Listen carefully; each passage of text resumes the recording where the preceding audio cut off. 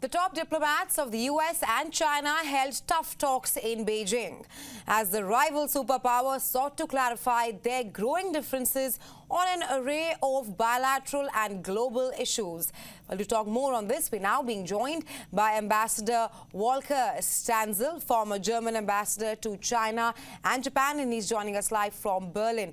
Thank you so much for joining us on WION, Ambassador. A pleasure to be with you.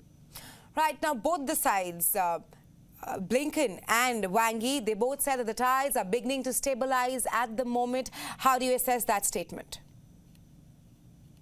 Well, this is an optimistic statement, but it is a good one to make because the fears across the world are obviously very great against the backdrop of risks we see in many countries and the confrontation between the two superpowers, at the same time, the two major economic powers.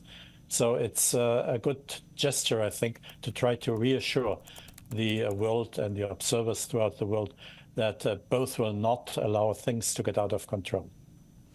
Right. During the meeting, the Chinese Foreign Minister Wang Yi also said that ties with US could slip into a downward spiral. How do you assess that? Yes. This is something which is true.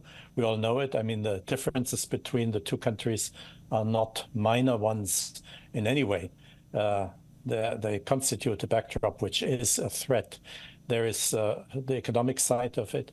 I mean, President Biden signing the TikTok bill right before the trip by Mr.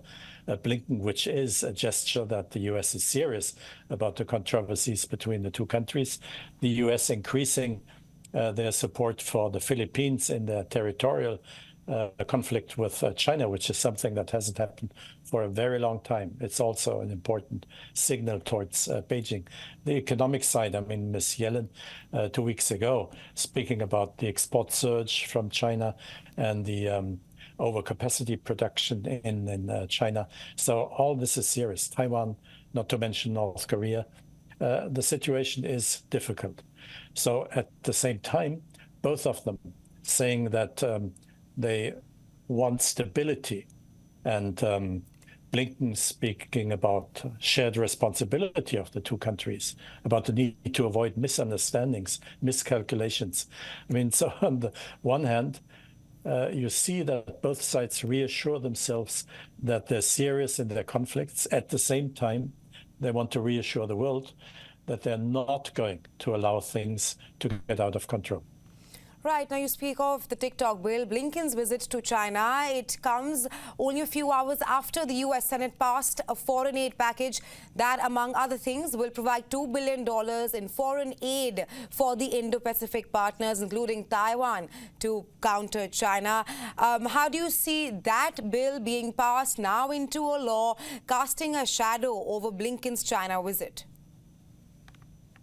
Well, obviously, the Chinese side knew what was coming beforehand.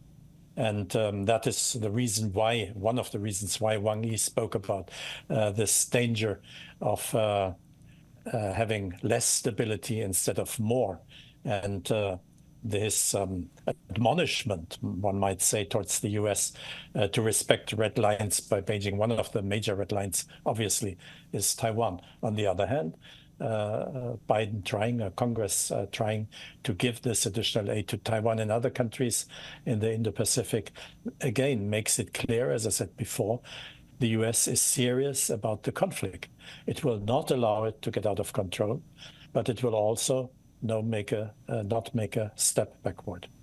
All right, my last question to you, Ambassador. Do you think this latest visit by Blinken to China, will that be able to wrinkle out the differences, pardon me, will it be able to iron out the differences between both the countries?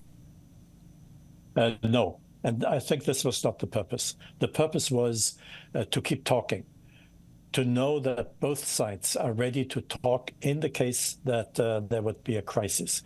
And as I said before, we have a lot of crises worldwide presently. So the risk is great that either side might do something rash, which then will indeed spiral out of control. So both sides want to show to each other we are serious about the differences that we have. We will not back down. At the same time, we will act responsibly and not allow the risks to become even greater. Right, Ambassador Stansel, thank you so much for taking our time and joining us here on WION. You're welcome.